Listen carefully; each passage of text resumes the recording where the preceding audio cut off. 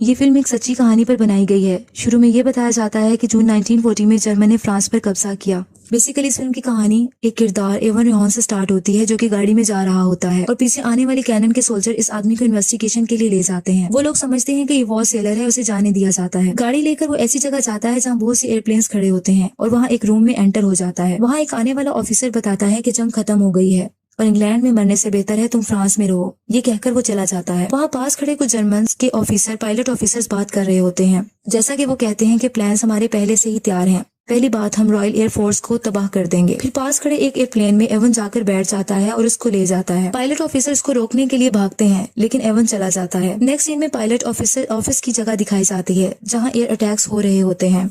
इस तरह ये स्क्वाड्रन 303 के पॉलिश पायलट्स होते हैं जो कि रॉयल एयर फोर्स को ज्वाइन करते हैं और इस तरह फॉरेन स्काइज के लिए जंग लड़ रहे होते हैं। एवन के पहुंचने पर इसके साथी इसको बताते हैं कि हमने जंग को जारी रखा जब तक तुम वहां रहे। एवन कहता है कि तुम इनको मेरे बगैर खत्म नहीं कर सकते और मुस्कुराने लगता है। नेक्स्ट सीन में पायलट ऑफिसर चीफ मार्शल को बताता है कि हम बॉम्बर्स नहीं हैं बल्कि फाइटर पायलट्स हैं।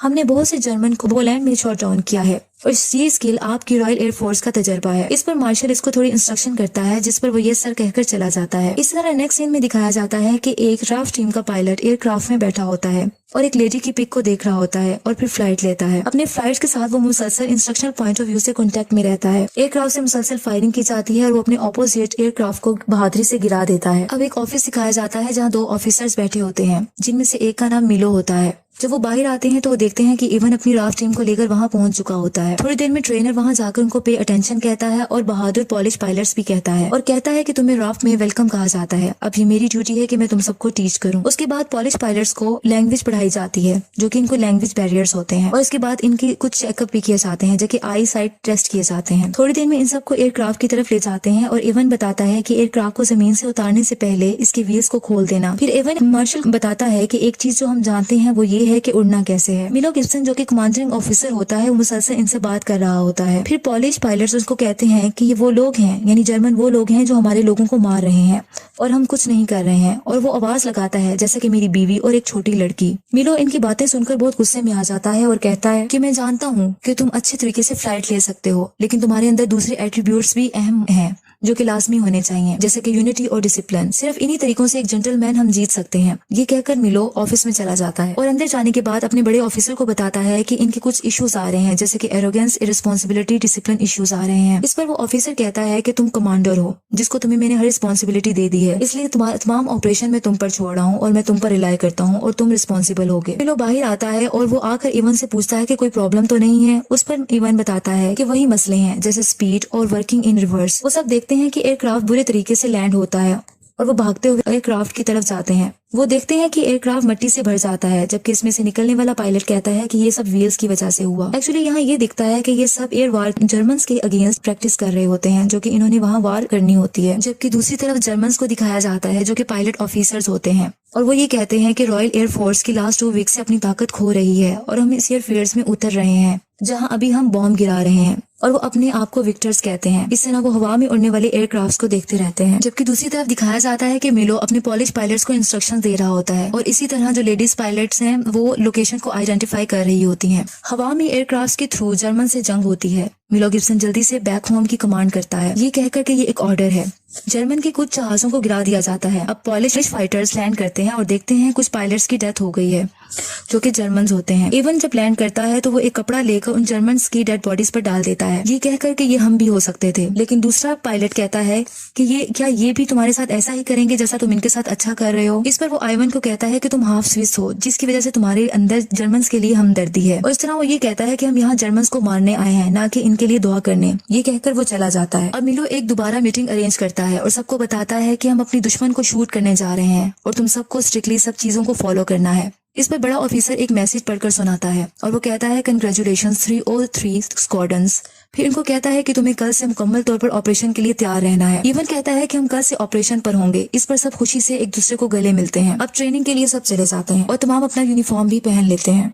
नेक्स्ट डे ऑपरेशन स्टार्ट हो जाता है और लेडी पायलट्स अपनी ऑफिसर अपनी ड्यूटी संभाल रही होती हैं। फाइटर पायलट्स की एयरफील्ड पर दूसरी फोर्स की तरफ से बम्बार्डमेंट स्टार्ट हो जाती है, लेकिन सब कामयाबी से फाइट करते हैं और दोबारा एयर अटैक शुरू हो जाते हैं। फिर दिखाया जाता है है रॉयल एयरफोर्स टीम आपस में कांटेक्ट में रहती है। इस लड़ाई में रॉयल एयरफोर्स का पायलट एक उड़ते हुए एयरक्राफ्ट को जो कि जर्मन का होता है उसको मार गिराता है, जबकि दूसरी तरफ मिलो को इवन कहता है कि तुम जानते हो कि मैं बेस्ट हूँ। अभी वो ये बता रहा होता है कि इवन का दोस्त आ जाता है, जिसे लेकर वो रॉयल एयरफोर्स टीम की तरफ ले जाता है और कहता है कि देखो कौन आया है। सब उसे खुशी से गले मिलते हैं और इस तरह इवन बाहर आता है तो इसे एयरक्राफ्ट के मुतालिक एक आदमी के थ्रू बताया जाता है। वो आदमी से बताता है कि एरोप्लेन में गन कैमरास को इंस्टॉल कर दिया गया है और ये आपका ही आइडिया था। ये वाली गन्स 150 यार्ड से रिहार्मोनाइज्ड कर दी गई हैं, तकरीबन 137 मीटर्स पर। लेकिन इसका ये मतलब है कि आपको रियर क्लोज रहना पड़ेगा एक फासले पर और फिर इसको हिट करना होगा। ये इतना ही सही होगा जितना कि एक कैनन होती है बरतानिया के लड़कों के मुताबिक। रॉयल एयरफोर्स टीम की अगली सुबह ग्रुप फोटो ली जाती है कि अचानक से सायरन बजने लग जाता है और अनाउंसमेंट होती है कि टीम अपने एयरक्राफ्ट की तरफ जल्दी से भागें। ऑपरेशन शुरू होने का वक्त आ गया है और सब फ्लाइट लेते हैं और एयरक्राफ्ट के थ्रू फायरिंग शुरू हो जाती है,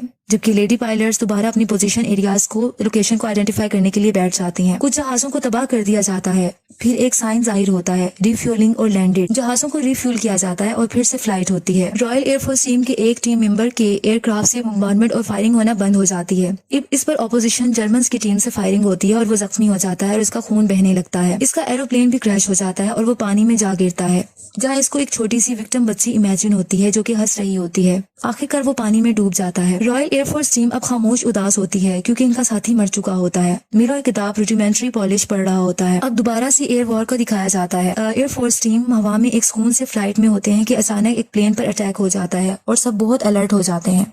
एवन की एयरक्राफ्ट पर आग लग जाती है, लेकिन वो सक्सेसफुली एयर बैलून की हेल्प से नीचे उतर आता है, जबकि दूसरा टीम मेंबर उसके जिस्म पर आग लग जाती है और वो जख्मी हो जाता है। नेक्स्ट सीन में पायलट पॉलिश फाइटर्स की पार्टी दिखाई जाती है, जहां चीफ मार्शल सबसे एड्रेस करता है और कहता है कि मैं इस इवनिंग की होस्टेस से आपको इंट्रोड्यूस करवाना चाहता हूँ। वो एक लेडी को बुलाता है जो कि आकर सबसे बात करती है और वो ये कहती है कि इवनिंग पायलट्स ब्रेव सोल्जर्स के लिए है, जो कि पायलट ऑफिसर्स के लिए है, जिन्होंने इंग्लैंड के स्काइज में हमारे लिए लड़ाई लड़ी। उसके बाद एवन गुस्से में आ जाता है और बोलता है कि तुम हमारे ही शहरों में बॉम्ब गिरा रहे हो और शूट कर रहे हो और हमारा ही शिकार कर रहे हो।